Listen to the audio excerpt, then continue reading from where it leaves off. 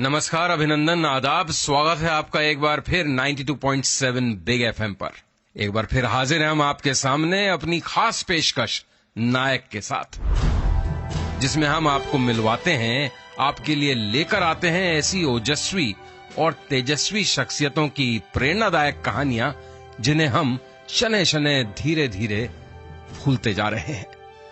तो प्रयास है ये हमारा उन महान शख्सियतों की जिंदगी के कुछ प्रेरणादायक पहलुओं को आपके साथ बांटने का, आपके साथ शेयर करने का।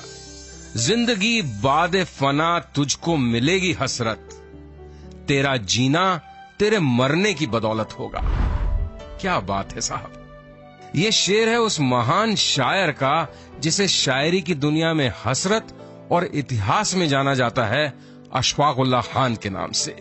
जी हां, अशफाक उल्लाह खान वो शख्स जिसका स्वाधीनता संग्राम के इतिहास में नाम स्वर्णिम अक्षरों में दर्ज है, जिसने हंसते हंसते महज 26 साल की उम्र में फांसी का फंदा चूम लिया था, जो अंग्रेजों के सामने उनकी तमाम कोशिशों के बावजूद झुका नहीं, उल्टा उन पर इल्जाम लगाया कि तुम हिंदू मुसलमान को बांटने की कोशिश कर रहे हो और ये कोशिश मैं कामयाब नहीं होने दूंगा। जी हां, हमारे आज के नायक हैं अशफाक उल्लाह खान, जिनका नाम क्रांतिकारियों की उस प्रथम पंक्ति में है जिसमें भगत सिंह, सुखदेव, राजगुरु, चंद्रशेखर आजाद इत्यादि का नाम है। तो आज का ये कार्यक्रम नायक अशफाक उल्लाह खान की मेमोरी को, उनकी याद को समर्पित है। नायक तो बताऊंगा मैं आज आपको कि कैसे अशफाक उल्लाह खान के खानदान पर लगा था एक बार गद्दारी का भी दाग और कैसे धो दिया उसे अशफाक उल्लाह खान ने। साथ ही बात करेंगे हम कि कैसे अशफाक उल्लाह खान की मुलाकात एक और जबरदस्त क्रांतिकारी राम प्रसाद बिस्मिल से हुई शेरो शायरी के मुकाबले में। साथ ही बताऊंगा आपको कि कैसे एक बार अशफाक उल्लाह खान और उनके नौजवान साथियों ने बजा दिया बगावत का बिगुल महात्मा गांधी के खिलाफ। होंगे कई और प्रेरणादायक और कुछ कम सुने किस्से अशफाक उल्लाह खान की जिंदगी से जुड़े हुए। आप सुन रहे हैं नायक, बात कर रहे हैं महान शहीद क्रांतिकारी अशफाक उल्लाह खान की, सिर्फ 92.7 बिग एफएम पर।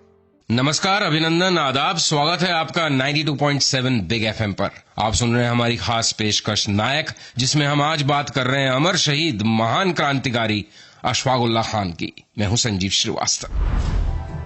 अशफाक उल्लाह खान का जन्म उत्तर प्रदेश के शहीदगढ़ शाहजहांपुर में रेलवे स्टेशन के पास कदन खैल जलाल नगर मोहल्ले में हुआ था। तारीख थी 22 अक्टूबर, सन था 1900। पिता का नाम था मोहम्मद शफीक उल्लाह खान। अशफाक अपने भाई बहनों में सबसे छोटे थे, इसलिए सबसे ज्यादा लाड़ प्यार भी घर में उन्हीं को मिलता था।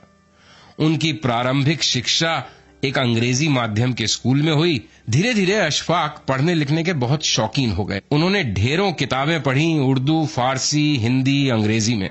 शायद ही उस वक्त की कोई ऐसी किताब होगी जानी मानी जिसे अशफाक ने नहीं पढ़ा हो। उन्हें विशेष आनंद आता था जंग के हालात वाली किताबें पढ़ने में, क्रांतियों के बारे में पढ़ने में, और इसी दौर में उनके मन में क्रांतिकारी विचारों का जन्म भी होने लगा था। अपनी डायरी में अशफाक ने अपने खानदान का भी जिक्र किया है। उनके बाप दादाओं के खानदान में तो एक भी ग्रेजुएट नहीं था, लेकिन उनकी ननिहाल पक्ष के सभी लोग उच्च शिक्षित थे और उच्च पदों पे आसीन थे। उनमें से कई डिप्टी कलेक्टर थे, सब जुडिशियल मजिस्ट्रेट थे, मतलब अच्छे सरकारी ओहदों पर बैठे हुए मुलाजिम थे।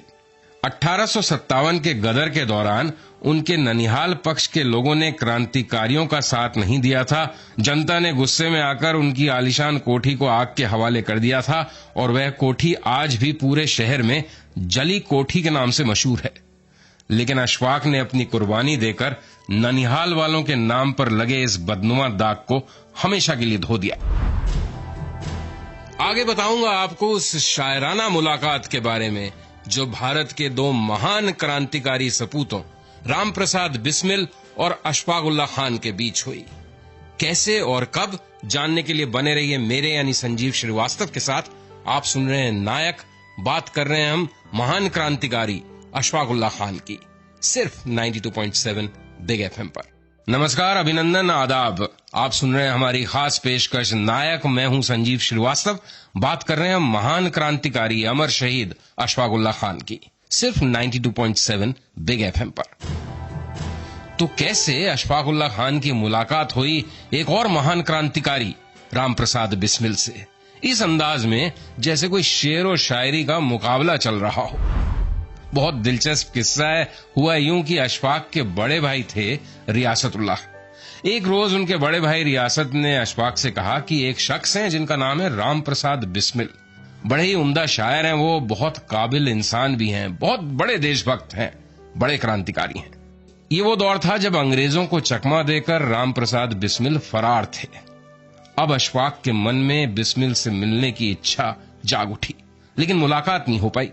1920 में जब अंग्रेजों ने एक आम मुआफी का ऐलान किया तो राम प्रसाद बिस्मिल अपने वतन शाहजहांपुर वापस लौटे।